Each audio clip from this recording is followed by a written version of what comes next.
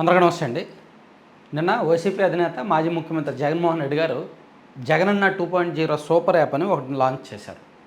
So ఈ app YSR Congress పార్టీలో ఒక కొత్త ప్రయోగమే, ఒక కొత్త ప్రయత్నమే అనుకోవచ్చు.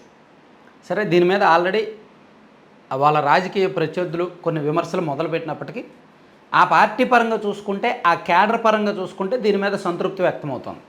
సరేలే, యాప్ లాంచ్ చేసి మంచి పని చేశారు అని. ఎందుకంటే వైసీపీ ఈ యాప్ తీసుకురావడానికి ప్రధాన ఉద్దేశం ఏంటంటే, కార్యకర్తలు తమ అభిప్రాయాలను స్వేచ్ఛగా చెప్పుకోవచ్చు, వాళ్ళకి ఎదురైన అనుభవాలను స్వేచ్ఛగా చెప్పుకోవచ్చు, వాళ్ళ నియోజకవర్గంలో పరిస్థితిని స్వేచ్ఛగా చెప్పుకోవచ్చు. వైసీపీ కార్యక్రమాలు, ఆల్రెడీ వైసీపీ కార్యక్రమాలను మనం సోషల్ మీడియా ద్వారా, సాక్షి మీడియా ద్వారా, రకరకాల మాధ్యమాల ద్వారా చూస్తున్నారు. సోషల్ మీడియాను వాడుకోవడంలో దేశంలోనే వైసీపీని మించిన పార్టీ లేదు. సోషల్ మీడియాకు బడ్జెట్ కూడా వైసీపీ ఎక్కువగా ఖర్చు పెడతారు. సో ఇప్పుడు ఈ యాప్ ద్వారా మరింత విస్తృతంగా క్యాడర్కి చేరువవ్వడానికి దీన్ని తీసుకొచ్చారు.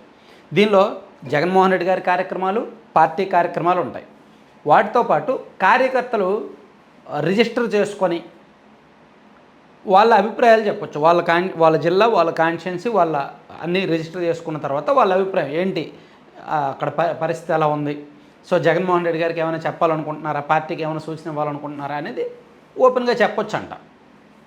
నిజానికి రాజకీయ పార్టీలు ఇటువంటి మొబైల్ యాప్ తీసుకురావడం కొత్త ఏమీ కాదు. గతంలో మై టీడీపీ యాప్ అని ఒకటి తీసుకొచ్చారు. అందులో కూడా క్యాడర్ పనితీరుని బట్టి వాళ్ళకి గ్రేడ్ పాయింట్లు, ర్యాంకులు ఇచ్చారు టీడీపీ వాళ్ళు. ఇప్పుడు నామినేటెడ్ పదవులు కూడా దాని ఆధారంగానే ఇస్తున్నామని చెప్తున్నారు, కానీ ఇవ్వట్లేదు, అది వేరే విషయం. అలాగే అంతకుముందు 2019 ఎన్నికలకు ముందు ఐప్యాక్ ఆధ్వర్యంలో వైసీపీ ఐప్యాక్ పనిచేసినప్పుడు జగనన్న కనెక్ట్స్ అని ఒక యాప్ తీసుకొచ్చారు. అప్పుడే పేటీఎంని ఇంట్రడ్యూస్ చేశారు. అంటే చాలామంది పేటీఎం నిజమా కాదా అంటారు. నిజమే. జగనన్న కనెక్ట్స్ యాప్లో ఎవరైనా లాగిన్ అయ్యి మరో 10 మందికి రిఫర్ చేసి లాగిన్ చేస్తే వాళ్ళకి అమౌంట్ ఇచ్చేవాళ్ళు అనమాట. వైసీపీ కార్యక్రమాలన్నీ దానిలో షేర్ చేస్తే, అండ్ వాళ్ళ సోషల్ మీడియా ఖాతాలు దానిలో పోస్ట్ చేసి, వాళ్ళ సోషల్ మీడియా ఖాతాల్లో పోస్టింగ్స్ చేస్తారు కదా, ఆ పోస్టింగ్స్కి వచ్చే లైక్స్ ఆధారంగా వాళ్ళకి అమౌంట్ ఇచ్చేవాళ్ళు. అందుకే వాళ్ళని వైసీపీ సోషల్ మీడియా కార్యకర్తలని పేటీఎం అంటారు. నిజంగా 2019 ఎన్నికలకు ముందు అది ఉండేది. ఆ తర్వాత వైసీపీ 2019లో అధికారంలోకి వచ్చిన తర్వాత అది క్యాన్సిల్ చేసి నియోజకవర్గాల వారీగా సోషల్ మీడియా ఇన్ఛార్జీలను పెట్టారు.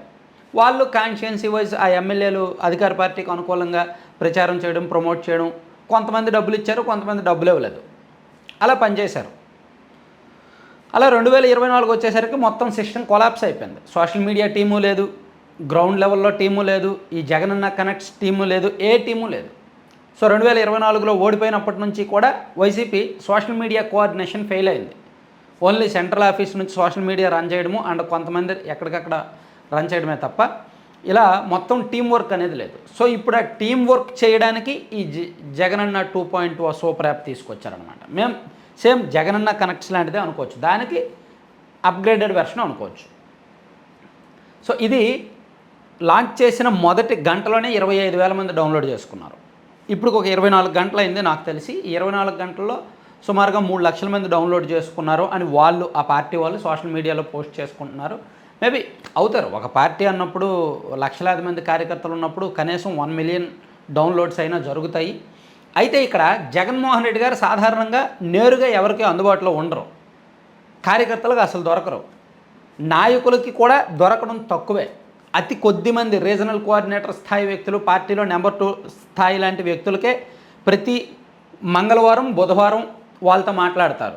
వాళ్ళతో మాట్లాడుతున్నప్పుడు కూడా తను చెప్పాల్సింది చెప్తారు తప్ప వాళ్ళ దగ్గర నుంచి ఒపీనియన్ తీసుకోవడం ఏమీ ఉండదు. కార్యకర్తలకి జగన్మోహన్ రెడ్డి గారిని కలవాలి, ఏదో ఒకటి చెప్పాలని ఉంటుంది. నియోజకవర్గాల వారీగా రివ్యూలు పెట్టినప్పుడు కూడా తను చెప్పాల్సిందే చెప్తారు తప్ప క్యాడర్ ఒపీనియన్స్ తీసుకోరు, క్యాడర్తో ఇంటరాక్ట్ అవ్వరు. కానీ ఇప్పుడు ఇంతమంది కార్యకర్తలతో జగన్మోహన్ రెడ్డి గారు మాట్లాడడం కష్టం కదా. అదే ఈ యాప్లో పోస్ట్ చేస్తే వాళ్ళు వీక్లీ వన్సో, లేదంటే 10 రోజులకు ఒకసారో, నెలకు ఒకసారో ఈ రిపోర్ట్స్ తీసుకొచ్చి ఇందులో పనికొచ్చే అంశాన్ని జగన్మోహన్ రెడ్డి గారి దగ్గరికి తీసుకువెళ్తారు. అయితే తీసుకెళ్తారా లేదా అనేది చూడాలి.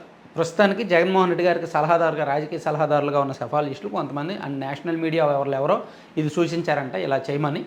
సో చేస్తున్నారు. దీనిలో మార్పులు, చేర్పులు, తదనంతర పరిణామాలు అన్నీ ఎలా ఉంటాయో చూడాలి. ప్రస్తుతానికి ఆ ప్రయత్నాన్ని అయితే మంచి ప్రయత్నం అనే చెప్పుకోవచ్చు పార్టీ పరంగా. Thank you.